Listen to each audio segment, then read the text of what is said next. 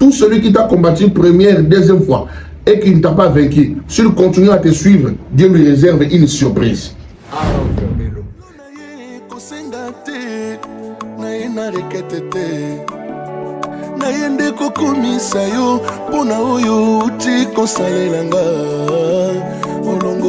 Pasteur Héritier. Oui. Est-ce que la mer Rouge connaissait les enfants d'Israël? Pourquoi?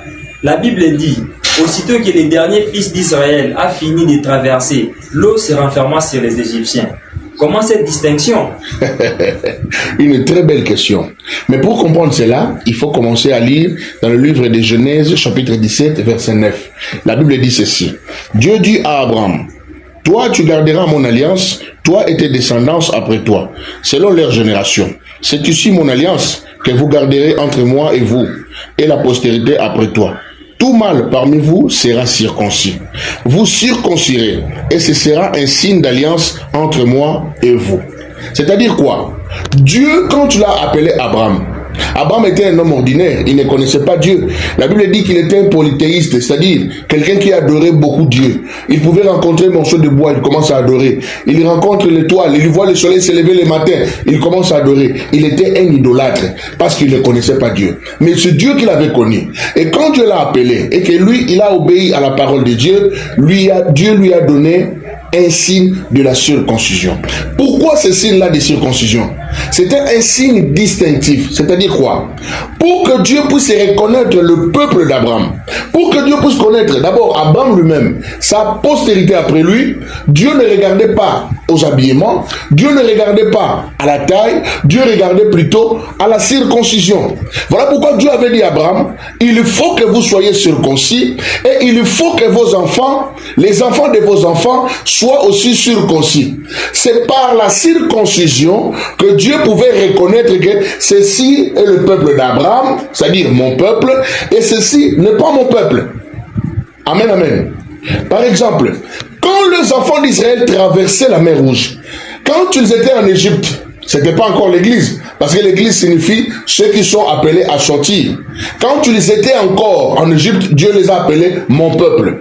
Mais quand ils sont sortis de l'Égypte pour suivre Moïse, pour quitter le pays d'Égypte qui était l'esclavagisme, ce peuple-là portait en eux le signe de la circoncision. C'est ça le signe de l'alliance que Dieu avait traité avec leur père Abraham. Et quand la mer Rouge s'est ouverte, le peuple d'Israël est entré là-dedans. C'est-à-dire, le peuple traversait et derrière eux, il y avait les Égyptiens. Les Égyptiens devaient rester chez eux.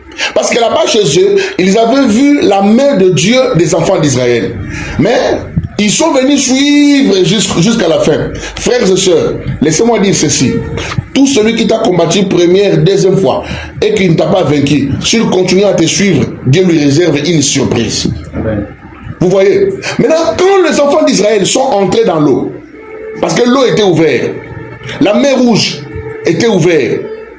Alors, quand le peuple d'Israël est entré là-dedans, ils étaient en train de traverser, les Égyptiens sont venus. Ils ont vu quelque chose qu'ils n'ont jamais vécu dans toute leur vie. La mer s'est fondue en deux. Si moi j'étais à leur place, je n'allais pas entrer, j'allais retourner.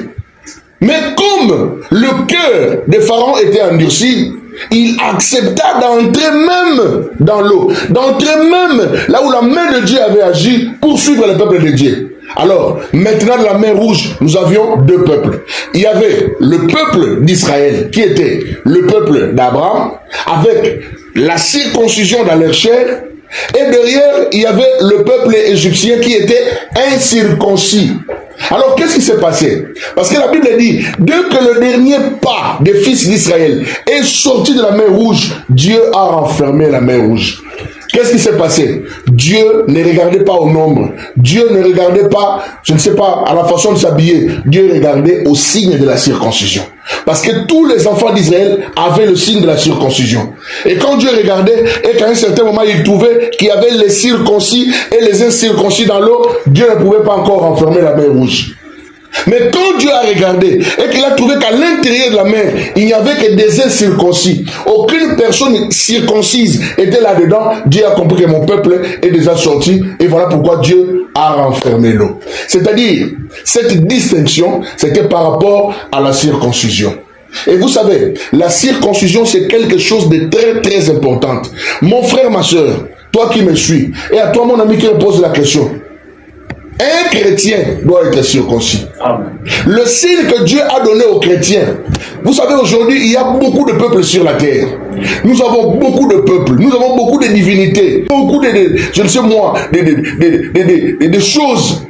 Tout le monde adore celui qu'il veut. Et il y a un méli-mélo sur la terre. Il y a la confusion.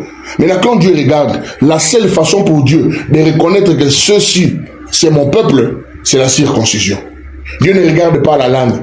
Dieu ne regarde pas la race. Dieu ne regarde pas au niveau des études.